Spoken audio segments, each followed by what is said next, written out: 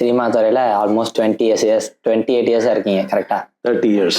So 30 years இந்த film industry. 93 வந்து Mogamul shooting போனோம். கூகுள் பிரகாரம் பார்த்தா அது கரெக்டுன்னு கூட சொல்லலாம். Because 95 May 12th Mogamul release ஆச்சு. So 28 years according to Google, 30 years according to me. 30 years எப்படி சார் இருந்துச்சு கடந்து வந்த பாதைகள்? 30 வருஷம் சர்வைவ் ஆன. நிறைய பேர் கேட்பாங்க, சார் நீங்கள் வேறு ஏதாவது வேலை பண்ணுறீங்களா, பிஸ்னஸ் பண்ணுறீங்களா அப்படின்னு. எனக்கு மூச்சு, பேச்சு, உயிர், சுவாசம் எல்லாமே சினிமா தான். ஏன்னா 95 ஃபர்ஸ்ட் ஃபிலிம் வந்து Mogamul wins the national award. அது வந்து ஒரு முதல் படத்தில் நடித்து நேஷ்னல் அவார்டு ஒரு படத்துக்கு வருதுங்கிறது பெரிய அங்கீகாரம். அதுக்கப்புறம் நிறைய விஷயங்கள் நடக்கும்னு நினச்சேன். பட்டு ஒரு அவார்டு ஆர்டிஸ்ட்னு ஃபஸ்ட்டு ஆரம்பத்தில் கொஞ்சம் ஒதுக்கிட்டாங்க. இவர் வந்து அவார்டு படம் தான் நடிப்பார், கமர்ஷியலாக பண்ண மாட்டார் அப்படின்னு. ஸோ அதுக்கு இடையில் 2-3 படம் ஆரம்பித்தாங்க. அது எல்லாமே பாதி பாதியில் நின்று போச்சு. அதில் ஒரு படம் ரொம்ப பெரிய படம், அது ஏற்கனவே நிறைய சர்ச்சையில் வந்துச்சு. ஸோ அதை பற்றி நான் பேச விருப்பப்படலை. But I am happy. I mean, எனக்கு என்ன வரணுமோ என்ன வருமோ அது வரும் அப்படிங்கிறது வந்து நான் நம்புகிறேன். So I am a very happy person. தரமான கேள்வி அது. ஏன்னா எனக்கு வந்து காட்ஃபாதர்ஸ் யாருமே கிடையாது. நான் பிறந்தது வளர்ந்தெல்லாம் பாம்பேல. பை சான்ஸ் நான் வந்து சென்னைக்கு ஒரு வெக்கேஷனுக்கு வரும்போது one of my friend introduce me to Gnana Rajasekar sir. அவர் அப்போவே ஆடிஷன் பண்ணிட்டு இருந்தார். ஸோ என்னை பாட தெரியுமான்னு கேட்டார். நான் பாடுவேன்னு சொன்னேன். ஸோ அதுதான் பேஸாக இருந்தது மோகமுல்லோட ரோல் கிடைக்க. ஆனால் எனக்கு குரூமிங்கே கிடையாது. அது சினிமா குரூமிங்கிறது கிடையாது. ஏன்னா பயங்கர lower middle class family in Mumbai. So cinema grooming கிடையாது. ஸ்விம்மிங் தெரியாது, ஃபைட்டிங் தெரியாது, என்ன சொல்கிறது, அந்த சினிமாக்கான வித்தைகள் எதுவுமே எனக்கு தெரியாமல் ரொம்ப ரா டேலண்ட்டாக வந்தேன். ஸோ அந்த விஷயத்துக்கு மீறி எனக்கு வந்து பப்ளிக் கனெக்டிவிட்டி வந்து ரொம்ப கம்மி. உண்மை சொல்ல போனால் இன்றைக்கும் 30 வருஷத்துக்கு அப்புறம் என்னோட பிஆர் ஸ்கில்ஸ் வந்து ரொம்ப ஜீரோவாக தான் இருக்குது. எனக்கு ஒர்க்கு வருது வந்து என்னோட ஒர்க்கு பார்த்து ஒர்க் வரும் அப்படின்னு தான் நினச்சி வாழ்ந்துட்டுருக்கேன். So I don't go and canvas myself or brag myself. வேலை கொடுங்க அப்படின்னு நான் யார்கிட்டையும் இது வரைக்கும் கேட்டதில்லை, இதுக்கப்புறம் கேட்க மாட்டேன். என் வேலையை பார்த்துட்டு நல்லா பண்ணுறாரு அப்படின்னு சொல்லி வேலை வந்தால் சந்தோஷம். தருணத்தில் ஒரு உண்மை நான் சொல்லணும்னா, நடித்த எந்த சீரியலுமே நான் யாரில் பார்த்ததில்லை. நான் எல்லாமே வந்து ஷூட்டிங் ஸ்பாட் முடிஞ்சால் டப்பிங்க்கு அப்புறம் நான் பார்க்க மாட்டேன். நிறைய படங்கள் கூட நான் ப்ரிவியூஸ் போக மாட்டேன். தியேட்டரில் ஆடியன்ஸோட பார்க்குறது தான். பட் டெலிவிஷனை பொறுத்த வரைக்கும் it's like a news paper. இன்றைக்கி நான் கரண்ட்டில் இருக்கேன்னா எல்லாருக்கும் என்ன ஞாபகம் இருக்கும். ஒரு 5 years 6 years down the line nobody will even remember. அது சீரியலோட இன்னொரு ப்ராப்ளம் என்னன்னாக்கா, நிறைய சீரியல்ஸ் வரதுனால தப்பாக சொல்லுவாங்க. என்ன பார்க்கும்போது, சார் நீங்கள் மெட்டிவலியில் சூப்பராக பண்ணீங்க அப்படிம்பாங்க. நான் மெட்டிவலி பண்ணவே இல்லை. ஸோ அதனால் ஆடியன்ஸோட மைண்ட் செட் அவ்வளோதான். They have seen you, they have recognised you, but they don't know where they have seen you. Kolangal வந்து அஃப்கோர்ஸ் எனக்கு பெரிய ஒரு அங்கீகாரத்தை கொடுத்தது. அதுக்கு திருச்செல்வம் டைரக்டருக்கு நான் நன்றி சொல்லணும். And it was a pleasure working with Devayani ma'am. கிட்டத்தட்ட ஒரு 6 years அந்த சீரியல் ஓடிச்சு கோலங்கள். இப்போ வெளியில் போனாக்கா நிறைய பேர் கோலங்கள் பாஸ்கர்ன்னு தான் சொல்கிறாங்க. So I am happy. டெலிவிஷனில் வந்து அந்த அளவுக்கு ஒரு பெரிய பிரேக் எனக்கு கிடச்சிதுன்னு. டெலிவிஷனோட ஒரு பெரிய ப்ளஸ் இன்னொன்று கேட்டிங்கனாக்கா, தேர் ஆல் வெரி அக்சசபிள்னு ஃபீல் பண்ணுறாங்க. இப்போ நான் வெளியில் போனாக்கா ஒரு சினிமா ஸ்டார் போகிறதுக்கும் நான் போகிறதுக்கும் வித்தியாசம்னாக்கா என்கிட்ட தான் ஃபஸ்ட்டு வந்து பேசுவாங்க. ஏன்னா டெய்லி வீட்டில் பார்க்குறதுனால வீட்டில் இருந்து ஒருத்தன் அப்படிங்கிற ஒரு ஃபீல் இருக்குது. So they don't have any என்ன சொல்கிறது, ஒரு டிமார்க்கேஷன் இல்லை. ஐயோ அவர்கிட்ட பேசலாமா வேண்டாமா அப்படிலாம் கிடையவே கிடையாது. பெட்ரோல் பங்க்கில் போனாலும் சகஜமாக பேசுகிறாங்க, டீ கடையில் போனாலும் சகஜமாக பேசுகிறாங்க. ஸோ அது வந்து டெலிவிஷனோட பெரிய plus. But actually I don't see any difference. Cinema, TV, நீங்கள் ஆர்டிஸ்ட்னு கேட்டிங்கன்னா ஆர்டிஸ்ட் சார், நீங்கள் டெலிவிஷன் ஆர்டிஸ்ட்னு கேட்டால் கொஞ்சம் கோவம். சீரியல் வந்து நீங்கள் பார்த்தீங்கன்னா ஒன்ஸ் அ வீக் ஒரு படம் டியூரேஷன். எப்படி ஒன்ஸ் அ வீக் ஒரு படம். So it's a 5 days 6 days of telecast, which means that we are nearly doing a film every week. So it's a footage of around nearly 2 hours வச்சுங்களேன். So அந்த 5 to 6 days sustain பண்ணுறது வந்து ஒவ்வொரு வாரமும் ஒரு புது படம் பண்ணுற மாதிரி தான் இருக்கும்.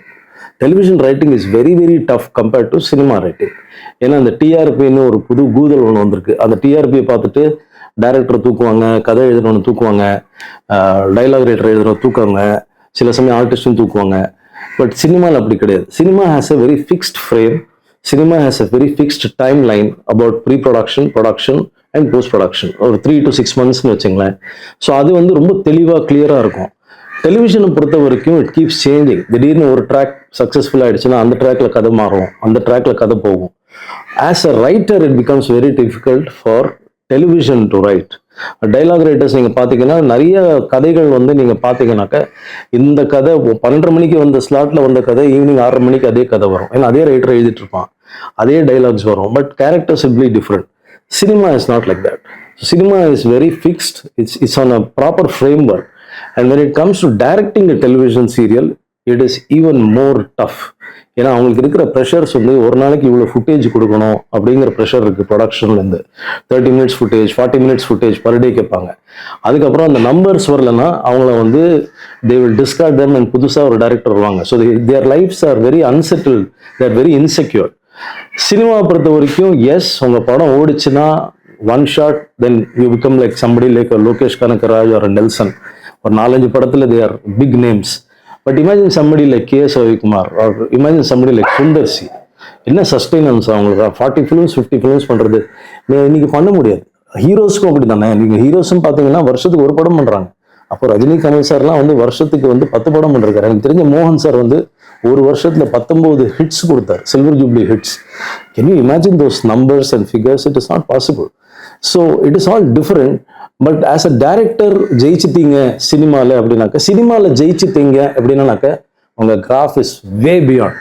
டெலிவிஷனில் ஜெயிச்சிட்டீங்க அப்படின்னாக்க கிராஃப் ஒன்றுமே மாறாது. Next day once the serial is over, they are all forgotten. Cinema is something which is always documented. Innikum people talk about Mohamul. People talk about Mohamul because it is a document which is there in the history of Tamil cinema and I'm very proud of it. Mogamul வந்து படம் பண்ணும்போது எனக்கு அது இவ்வளோ பெரிய காவியம்ங்கிறது தெரியாது. அதுக்கப்புறம் தான் தெரிய வந்தது மோகமுல் வந்து தீஜா எழுதின ஒரு பெரிய நாவல். அது கே பாலச்சந்தர், பாரதி ராஜா சார் இவங்கெல்லாம் டைரக்ட் பண்ணணும்னு ஆசைப்பட்ட படம். கமல் சார் வந்து நான் நடித்த ரோல் பாபுவா நடிக்கணும்னு ஆசைப்பட்ட ஒரு character. So while I was doing this I was not aware. ஏன்னா நான் பாம்பேல பிறந்து வளர்ந்து தமிழ் சினிமா பண்ணுறேங்கிறது எனக்கு ஆச்சரியம். நான் சென்னை வரும்போது இன்னும் சொல்ல போனால் எனக்கு தமிழ் எழுத படிக்க தெரியாது. நான் இன்னி தேதி வரைக்கும் மோகமுல்ங்கிற அந்த காவியத்தை நான் படித்தது இல்லை. ஸோ என்னோட only goal was my directors vision, totally surrendering to directors vision.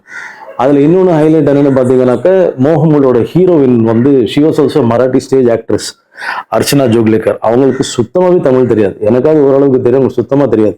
So எங்கள் 2 பேரையும் ஹேண்டில் பண்ண விதம் வந்து டைரக்டர் ஞான ராஜசேகர் சார் வந்து ரொம்ப எக்ஸ்ட்ராடனரியாக ஹேண்டில் பண்ணார். அப்புறம் கிருஷ்ணமூர்த்தின்னு ஆர்ட் டைரக்டர் இருந்தார். அவர் ரொம்ப கிரேட் டெக்னீஷியன், 3 நேஷனல் அவார்டு வாங்கின technician. So he was also helping me a lot, saying my dialogues and all that stuff. ஆனால் இதோட ஹைலைட் எனக்கு எப்போ தெரிஞ்சது அப்படின்னா, ஃபர்ஸ்ட் காப்பின்னு ஒன்று இருக்கும். அப்போல்லாம் ஃபர்ஸ்ட் காப்பி பார்த்துட்டு இளையராஜா சாரோட ஆஃபீஸ்லேருந்து எனக்கு ஃபோன் வந்தது, இந்த பையனை நான் பார்க்கணும் அப்படின்னு. ஸோ சம்படி கேமன் செட், சார் உங்களை இளையராஜா சார் பார்க்கணுன்றாரு அப்படின்னு. ஸோ இளையராஜா சாரை பார்க்க போனேன். ரீ ரெக்கார்டிங் முடிச்சுட்டு Ilaiyaraaja sir game me huge bouquet.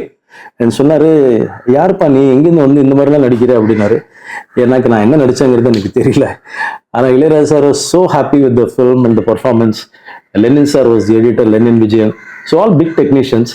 And Mogamul வந்து 100 years ஆஃப் சினிமா அப்படின்னு ஒரு பதிவு செஞ்சாங்க நம்ம புரட்சி தலைவி அம்மா ஜெயலலிதா அம்மா இருக்கும்போது. ஸோ அந்த 100 வருஷ சினிமா பதிவில் வந்து மோகமுல்லும் இருக்கு. அந்த மோகமுல்ல நான் ஒரு அணிகளவில் அந்த படத்தில் ஹீரோவா நடிச்சதுனால தமிழ் சினிமாவோட வரலாறுல நான் இன்னைக்கும் இருப்பேன்.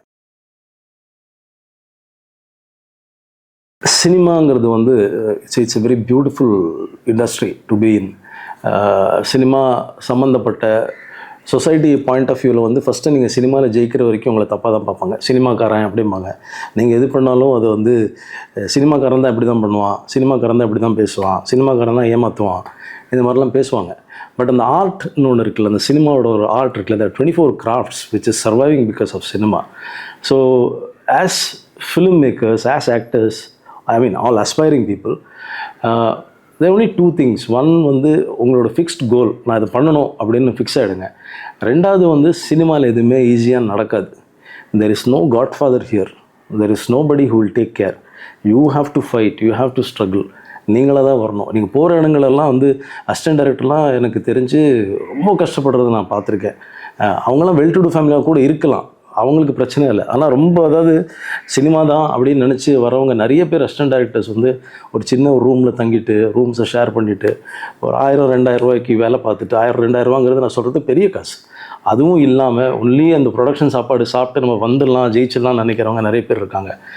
But you're all lucky people. நீங்கள் you're getting educated, you're getting into a medium, knowing the medium. நீங்கள் சும்மா பிளாங்காக எங்கேருந்து வரல. ஸோ நீங்கள் ஒரு பச்சை பையை தூக்கிட்டு வரல. நீங்களாம் you are all well read people, educated people. Your parents have given you good education.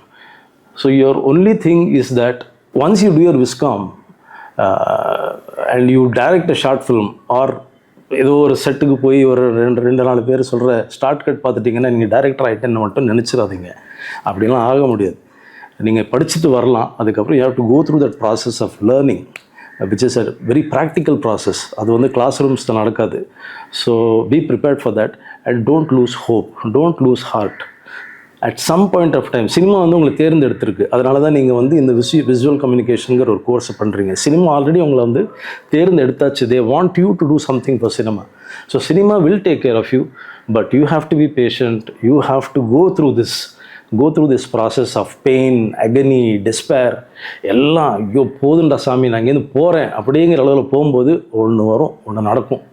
அது நடக்கும். அது கண்டிப்பாக சினிமாவில் இருக்கிற அத்தனை விஸ்காம் ஸ்டூடெண்ட்ஸ்க்கும் நடக்கும். அது எப்படி வேணால் வரலாம். அது சினிமாவாக வரலாம், டெலிவிஷனாக வரலாம், ஸ்போர்ட்ஸ் மீடியமில் நீங்கள் ஏதோ ஒன்று பண்ணலாம், இல்லை ஏதோ ஒரு ஷோ ஹோஸ்ட் பண்ணலாம், இல்லை ஒரு ஷோ டைரக்ட் பண்ணலாம். There are so many options when it comes to visual medium. It is not cinema alone. Everything you see is visual medium. So அந்த விஷுவல் மீடியமுக்கு அவ்வளோ ஸ்கோப் இருக்குது. All you aspiring people, all you aspiring actors, directors, creators, everybody, cinematographers, editors, all of you are all blessed people to be in cinema. Continue being in cinema and be sure that you will make success one day. It will surely happen.